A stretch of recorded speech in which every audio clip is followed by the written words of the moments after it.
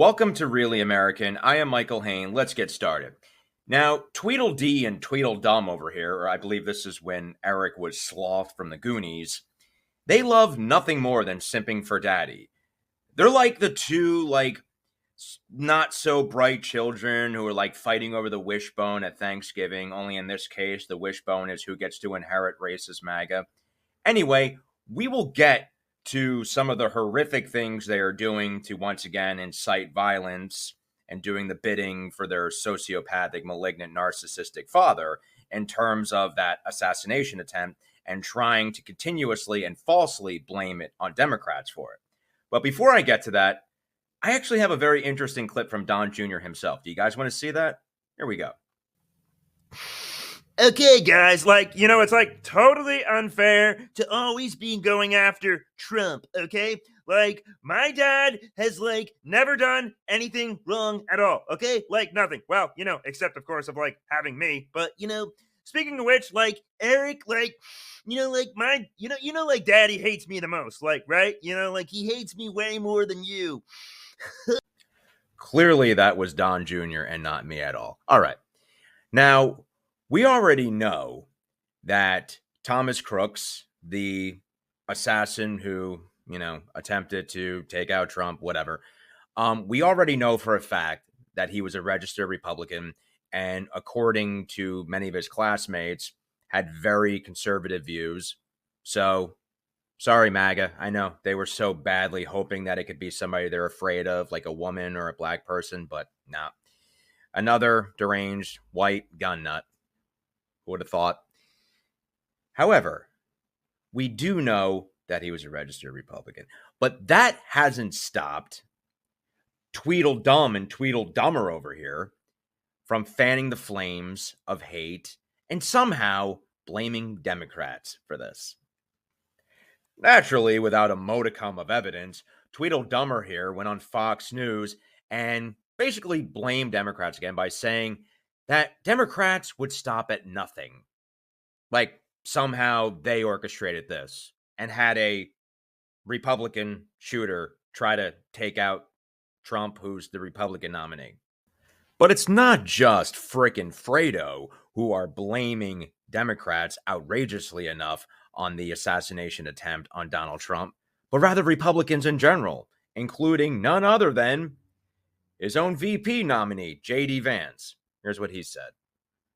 Reaction to the shooting at today's rally began immediately pouring in. Both of Ohio's senators posting online that they are grateful former President Trump was safe. The governors of Ohio and Michigan sharing similar sentiments. And our local representatives in the House of Representatives, Bob Latta and Marcy Kaptur, also sending their thoughts and prayers for everyone involved. And after making his initial post, Republican U.S. Senator JD Vance posted the following, saying, quote, "Today is not just some isolated incident. The central premise of the Biden campaign is that President Donald Trump is an authoritarian fascist who must be stopped at all costs. That rhetoric led directly to President Trump's attempted assassination," end quote. We'll have more coverage of this breaking story over the coming days. Oh, God, you freaking shrillbilly. Yes, right. Brilliant gaslighting there. It's the Democrats who had spent 8 years stoking violence. Right. It's the Democrats who, whenever they are challenged on facts, immediately default to violence and threats. I'm sorry, Shrillbilly. Were they Democrats? These white nationalist violent incels who helped stoke all that violence in Charlottesville in 2017? I'm sorry, Shrillbilly. Was it Joe Biden, who wasn't president in 2017, who infamously said, "There were people on both sides who were good. There were good people on both sides"? I think wasn't it Trump and not Biden who stoked a violent mob, incited an insurrection? It was Trump, right? Right, and it was definitely Democrats who assaulted over 140 police officers from the Back the Blue crowd, and where actually one police officer unfortunately lost his life, right? And it was definitely Democrats that wanted to unalive their vice president because he decided to do the most basic and ordinary constitutional function of certifying an election. You think as a VP nominee, JD, you'd be a little bit more sensitive to that. And following the assassination attempt, we were constantly told that Republicans were going to bring down the divisive rhetoric, right? That we had a new Trump and everything, right? Well, that lasted longer than Trump did with Stormy Daniels. Fight! Fight! Fight! Fight! Fight! We got time. Come on. Hey, we are in the fight for the soul of our nation. We are in a fight for our kids and our grandkids, a fight that we can never imagine. I believe wholeheartedly Donald Trump and Butler County's JD Vance are the last chance to save our country politically.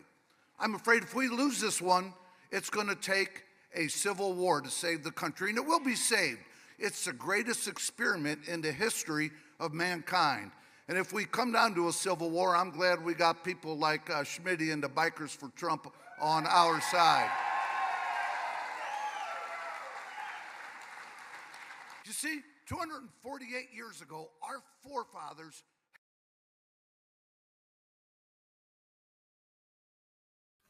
Are they all this unhinged? Jesus Christ, dude, stop drinking the products you find underneath the sink. Anyway, the FBI director, Christopher Wray, appeared before a congressional committee yesterday to discuss all the security failures regarding the assassination attempt of former President Trump.